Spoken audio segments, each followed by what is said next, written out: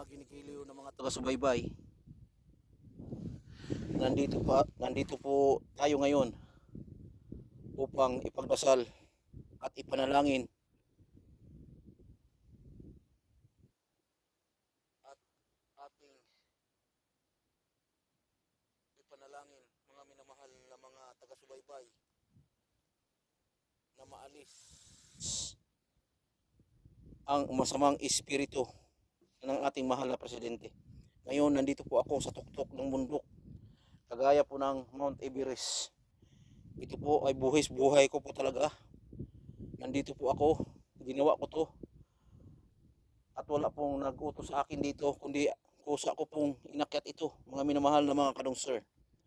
Dahil gusto ko pong maalis ang masamang espiritu na kumakapit sa isipan ng ating mahal na presidente Bongbong Marcos, na hindi na niya nagawa ng tama ang mga dapat niyang gawin, lalong-lalo na po doon sa mga nasakuna doon sa Cebu City. Kaya umpisahan na po nating tawagin ang ating Panginoong Diyos, dahil malapit na po tayo dito sa langit.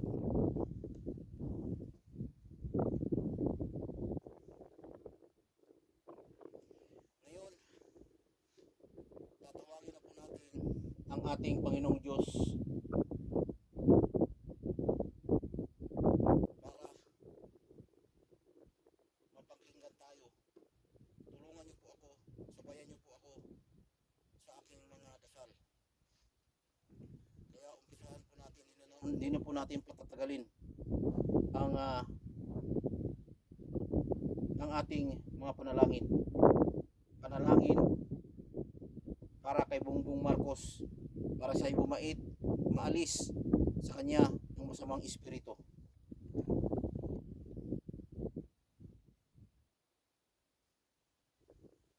Panginoon naming Diyos, dinggin niyo po ang aking mga panalangin. Ama, alisin niyo po ang masamang espiritu na kumakapit sa aming presidente na si Bongbong Marcos. Alam ko po, napakabait ng aming presidente. Kaso nga lang po, ay nagpatokso siya sa masamang espiritu. Inakyat ko po ito, Ama, para mapakinggan niyo po itong aking mga dasal, Ama. Buhay po talaga ang aking ginagawa. Ama, maawa po kayo sa kanya. Maawa po kayo kay Bongbong Marcos, na maalis na sa kanya ang masamang espiritu, Ama.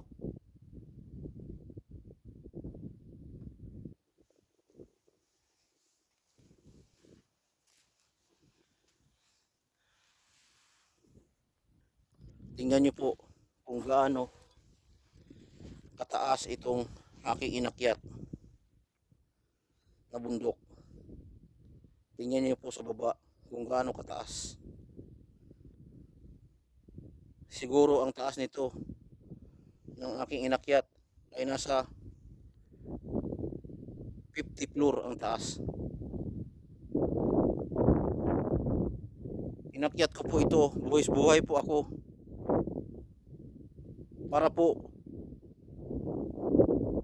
po maalis ang masamang espiritu na kumakapit sa ating mahal na presidente Bongbong Marcos.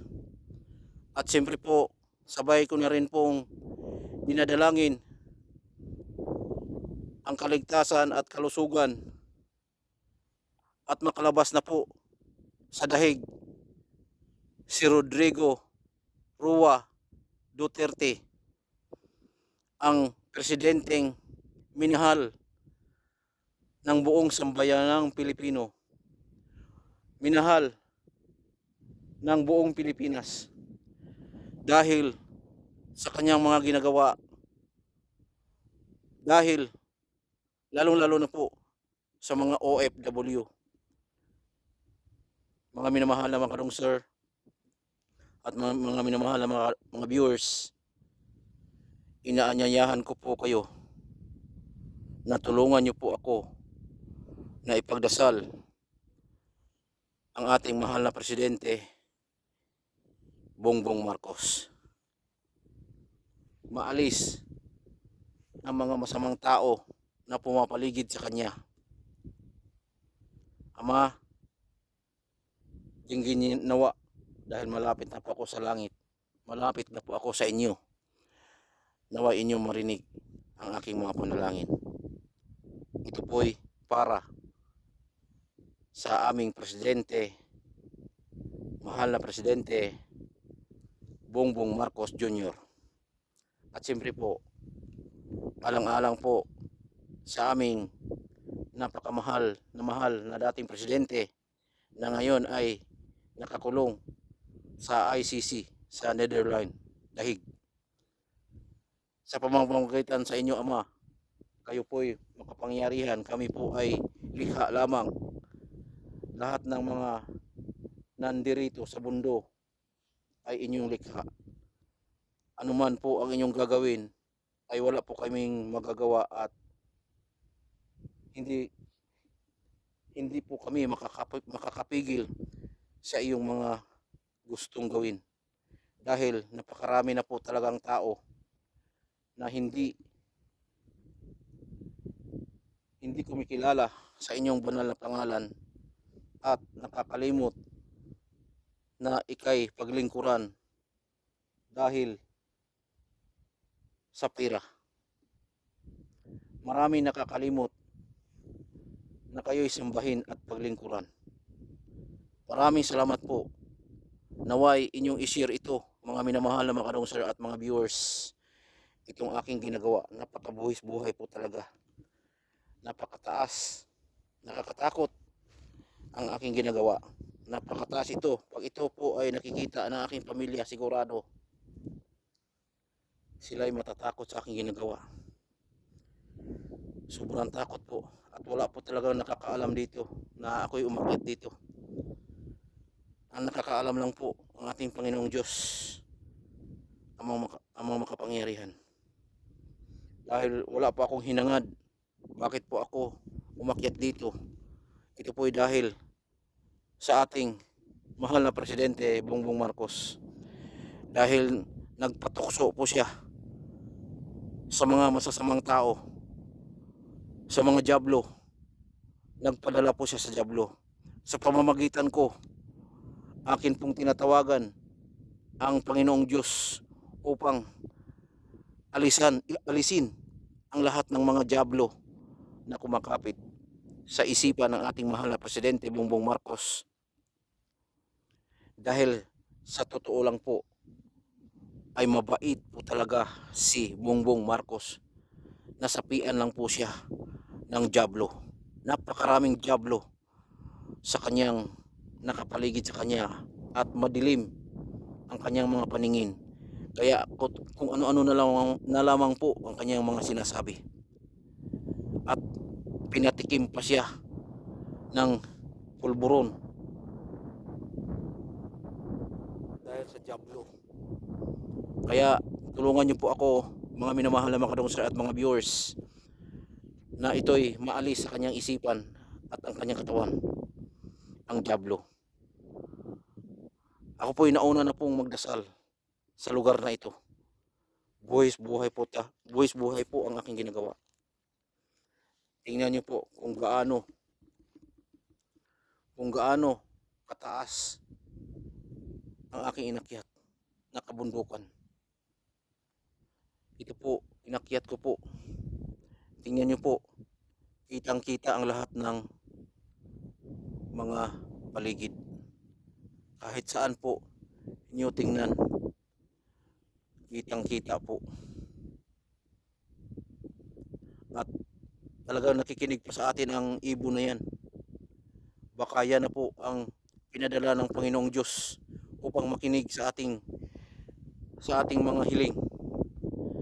Ibon na nandirito, makinig po kayo sa aking mga panalangin. Ipaabot niyo po ito sa ating Panginoong Diyos amang lumikha. Ikaw po'y linikha, ako po'y linikha. Ipaabot niyo po sa atin, sa ating Panginoong Diyos Ama, na aking dinadalangin na maalis ang kasamaang espiritu o diablo na kumakapit sa aming Presidente Bongbong Marcos Jr. Ibon, lumayo ka at lapitan niyo po ang ating mahal na Panginoong Diyos amang makapangyarihan. Sige po, lumipad ka na po, Ama Ibon. Lumipad ka na po, mahal na Ibon. Talaga pang ayaw pang lumipad ang ating mahal na Ibon. Ayan po ating pong i-focus para makita natin. Ayan po. Ayan pong ibon na yan. Nakikinig po sa aking mga panalangin. Ayan pong ibon na yan. Yan. Nakikinig po sa aking panalangin. Ibon, kung ano po ang iyong pangalan, dinggin niyo po ang aking mga dasal para sa ating Panginoong Diyos amang makapangyarihan, ang siyang lumikha itong mga nakikita natin. At hindi lang po yung nakikita natin ang kanyang linikha, pati tayo, tao. Sabi ng Panginoong Diyos, lahat po tayo ay magkakapatid. Dapat sa atin ay bigyan ng oras ang Panginoong Diyos. Dapat sa ating tao na lumikha, ang nilikha ng Diyos ay dapat magmahalan, magbigayan, at magkaunawaan, magtulungan.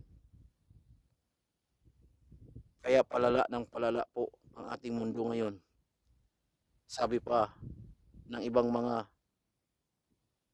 may alam ay malapit na ang katapusan ng mundo. Napakaganda po ng mundo ng ating ginagalawan. At talagang nakikinig pa po talaga ang ibon na ito. Pwede ba kitang lapitan, Ibon? Ha? Ibon, pwede ba kitang lapitan? Ha? Huwag kang matakot. Hindi po ako masamang tao. Ay, talagang umalis na po siya. Naway, kanya na pong sabihin sa ating Panginoong Diyos ang aking mga panalangin. Maraming salamat po. Maraming salamat po sa mga nakikinig at nanonood. Naway inyong itong i-share ang video ito. Mga minamahal na mga kadungsir, naway inyong i-share ang video ito para marami pa pong makapanood. Dahil ang aking ginagawa ngayon ay talagang buhis buhay. Wala pong nakakaalam na umakyat ako dito. Ang nakakaalam lang po ay ang ating Panginoong Diyos. Mahal na Panginoong Diyos ang may alam na ako'y umakyat dito. Bakit po ako dinala ng aking pari ito? Nandun pa po ako sa aking kwarto at talagang binuhat niya ang aking paa papunta rito para aking ipanalangin ang ating presidente. Maraming salamat po sa inyong panonood. Naway inyong i-share at i-like. Hanggang sa muli, ito po, ako po si Dungsir Adventure na nagsasabi, mahal tayo ng Panginoong Diyos. Tayo po'y magbigay po tayo ng oras ng Panginoong Diyos. Hindi puro pira. Dahil ang pira ay hindi mo madadalayan. Hindi mo magagamit yan pag ang mundo ay kanyang hinagupit. Maraming salamat po. Hanggang sa muli, ito po, ako po si Dungsir Adventure na nagsasabi, God bless us all. Bye-bye.